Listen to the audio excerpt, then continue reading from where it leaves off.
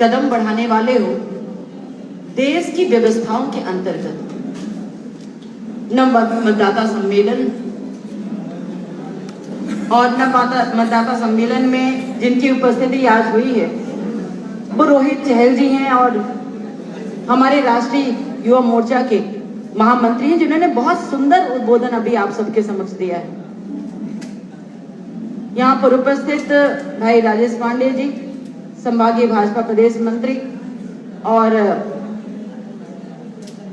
प्रभारी भी हैं जिले के, सम्मानीय हमारे जिले के अध्यक्ष सम्मानीय देव कुमार सिंह जी, जिनके नेतृत्व में जिले का संगठन चलता है। भारतीय जनता पार्टी संगठन पर आधारित पार्टी है और इसको पढ़ना जरूर, क्योंकि ये आज 2 सदस्य से लेकर आज यहां तक पहुंचा है। ये कैसे पहुंचा, संगठन इसका कैसे कार्य कर रहा है, ये एक शोध का विषय। इसे जब भी आपका कदम नया नया है, निश्चित रूप से जब आप वोट दोगे तो किसी न किसी राजनीतिक दल को चुनोगे। ये एक प्रभावी राजनीतिक दल है, इसलिए हर राजनीतिक दल के बारे में समीक्षा होना बहुत ज्यादा आवश्यक है। तो ऐसे हमारे सम्मानित जिला अध्यक्ष हैं देव कुमार सिंह जी, सम्मानीय विवेक सिंह जी, जो भारतीय जनता पार्टी में प्रदेश में शहर कोषाध्यक्ष हैं, जिनके पास पैसे देखने का प्रभार होता है। सुब्रत सिंह जी हैं यहाँ पर, जो गुजरात से आए हैं, जो अभी अपना उद्बोधन आपके समक्ष जिन्होंने प्रस्तुत किया है। हमारे बहुत ही युवा और आपको जिन्होंने यहाँ पर बुलाया है और हमारे जिले के मोर्चा को जो संचालित करते हैं, सहज सरल और बहुत ही कर्मठ निशांत जी, जिनको हम प्रेम से कंपूजे बोलते हैं, सम्मानीय मोतीलाल पटेल जी, सम्मानीय प्रबोध द्विवेदी जी, हमारे भारतीय जनता पार्टी के संगठन के उपाध्यक्ष, सम्मानीय दिलीप सिंह जी, गणेश जी, विक्रमादित्य जी,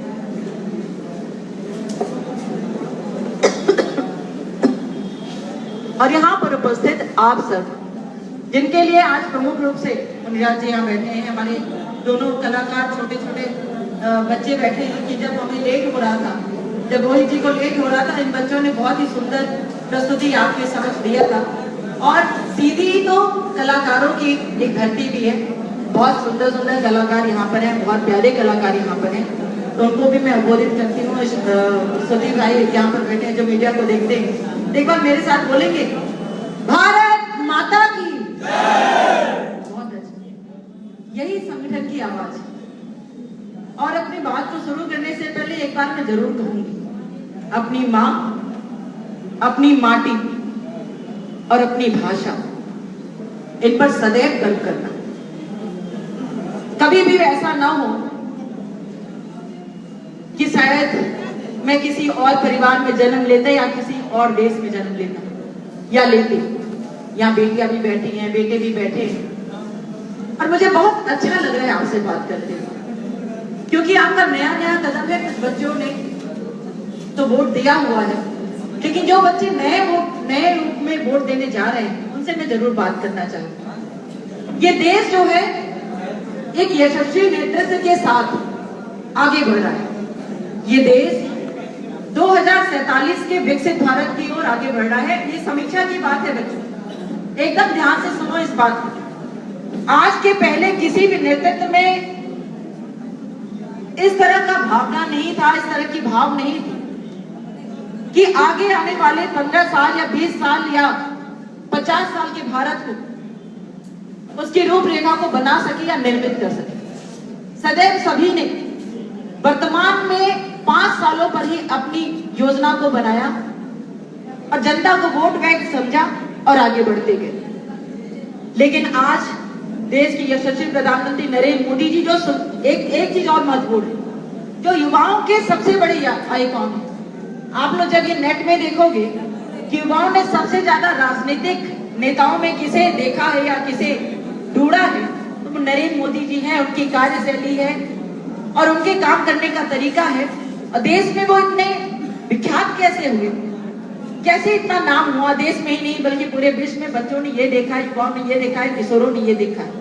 इसलिए आज के दिन में सिर्फ उम्र की वजह से नहीं, एक राजनीतिक व्यक्ति का व्यक्तित्व इतना प्रभावी कैसे हो सकता है, उसकी वजह से युवाओं ने उन्हें ढूंढने का प्रयास किया है। मैं आपसे इतना ही कहना चाहती हूँ, आज देश 2047 के विकसित भारत की ओर चल पड़ा है। आज देश अनेकों ने ऐसे कार्य कर रहा है जिसे कभी पहले की सरकारों ने कभी सोचा भी नहीं था, छुआ भी नहीं था। मैं एक बात पूछना चाहती थी, आपके जैसे युवा जब हमारे देश के बॉर्डर पर जाते हैं, मैं उस समय में जिला पंचायत अध्यक्ष थी और यहाँ से दड़िया से हमारे एक युवा सैनिक जिनका गला काट दिया गया था, बॉर्डर पे तैनात थे, सुधाकर सिंह जी। लेकिन उस समय सरकार हमारी नहीं थी, उस समय नरेंद्र मोदी की सरकार नहीं थी और ये बड़ा दुखद था कि बॉर्डर पर तैनात सैनिकों का युवा अगर गला काट कर ले जाएं और हम कुछ न करें, हम शांत रहें। एक बात फिर उसके बाद मैं बताती हूँ कि नरेंद्र मोदी की सरकार आई और उस विषय का बदला लेने के लिए, हमारे देश के सैनिक का अपमान का बदला लेने के लिए उन्हीं के घर में, पाकिस्तान के घर में घुसकर उनकी छावनी को तहस नहस कर कर, उनकी छावनियों को ध्वस्त कर कर इस बात का बदला लिया कि अब अगर आंख दिखाओगे तो हमसे बुरा कोई नहीं होगा। ये आज का भारत है, ये हमारा आधुनिक भारत है, ये हमारा यशस्वी भारत है। कोविड के समय में हमारे नेतृत्व में इतनी क्षमता थी कि उन्होंने अपने वैज्ञानिकों को उत्साहित किया और कम से कम समय में, जिस वैक्सीन को खोज करने में शायद 3 साल 3.5 साल लग जाते होंगे, कम से कम समय में कुछ महीने में उस वैक्सीन को इजाद किया और 240 करोड़ लोगों को वैक्सीन लगाकर सुरक्षित किया। मुझे पता है आपका ये पहला कार्यक्रम है, आपको कोई भी इंटरेस्ट नहीं आ रहा होगा जब, लेकिन एक बात मैं जरूर कहूंगी, ये देश के भविष्य की बात है, क्योंकि आप देश के भविष्य हो। आपके माता पिता क्या कर रहे हैं, किसको वोट दे रहे हैं और हमारे देश का भविष्य किसके हाथों में सुरक्षित होना चाहिए, व्यवस्थित होना चाहिए, इसकी निर्णय की जिम्मेदारी अब हमारी, क्योंकि हम कभी सदैव हम बच्चे नहीं रह सकते। हमारे ऊपर हमारे घर की जिम्मेदारी होनी चाहिए, हमारे ऊपर हमारे समाज को व्यवस्थित करने की जिम्मेदारी होनी चाहिए। हमें कोई भी कुछ भी कह दे उसमें हम कैसे मान लें, कैसे हम समीक्षा कर लें, लेकिन मैं पक्ष और निष्पक्ष की समीक्षा में आप पर छोड़ती हूँ, सकारात्मक और नकारात्मक समीक्षा में आप पर छोड़ती हूँ। और ये मैं आशा नहीं बल्कि पूर्ण विश्वास के साथ मैं कहती हूँ, जब आप समीक्षा करने लग जाएंगे तब आपको लगेगा कि देश हमारा एक व्यवस्थित हाथों में है, जिसमें आज देश के लिए कोई भी ऐसा नेतृत्व चाहिए कि वो समय जब चला गया कि जब देश के नेतृत्व को वीजा के लिए रोका जाता था, दूसरे देशों के राष्ट्राध्यक्ष ने वीजा के लिए रोक दिया था। आज हमारे देश के प्रधानमंत्री के साथ फोटो खिंचाने के लिए लोग तरसते हैं, आज दूसरे देशों के राष्ट्राध्यक्ष उनके बगल में बैठने के लिए तरसते हैं। आज भारत जैसा हमारा नेतृत्व हो, ऐसे नेतृत्व के लिए दूसरे देशों के लोग, जनता जनार्दन तरसते हैं कि चाहे वो पाकिस्तान हो, चाहे वो अमेरिका हो, चाहे वो अन्य देश हो। एक बात और ध्यान दिलाना चाहती हूँ कि कोविड के संकट काल में हमने 240 करोड़ लोगों को हमारे प्रधानमंत्री नरेंद्र मोदी जी के नेतृत्व में वैक्सीन तो लगाया, उनको सुरक्षित किया, लेकिन 80 से ज्यादा देशों को उस वैक्सीन को देकर उनकी जानें भी बचाई। आज हमारा देश सिर्फ अपने जनों की सुरक्षा करने के लिए नहीं है, अपने जनों को अपने देश को विकसित करने के लिए नहीं है। आज हमारा देश वैश्विक लीडरशिप में है। इसलिए मैं आप सबसे कहना चाहती हूँ कि जब भी कभी आप वोट देने जाए, मैं योजनाओं की बात बिल्कुल नहीं करूँ। मैंने तो आपके सामने निष्पक्ष भाव से ये विषय इसलिए रखा है क्योंकि हम तो नेता हैं। यदि हम अपने सरकार की योजनाओं की बात करेंगे तो हमारे बच्चे सोचेंगे कि हमें तो बुलाकर योजनाओं के बारे में बता दिया।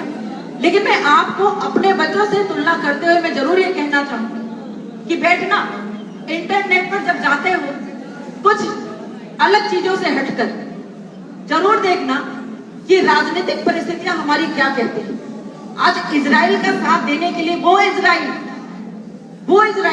जो हमास और फिलिस्तीनी जैसे देशों ने उसको घेर रखा है, उस पर आतंक फैला रखा है, और कांग्रेस जैसी पार्टी कहती है कि हम फिलिस्तीन के साथ हैं। उस इजराइल में बेटियों को मैं कहना नहीं चाहती, लेकिन जो दुर्व्यवहार उनके साथ हो रहा है, जो अत्याचार उनके साथ हो रहा है, आज अगर कोई खड़ा है तो बिना डरे आज नरेंद्र मोदी खड़े हैं कि हम इजराइल के साथ हैं और हम कभी वैश्विक स्तर पर किसी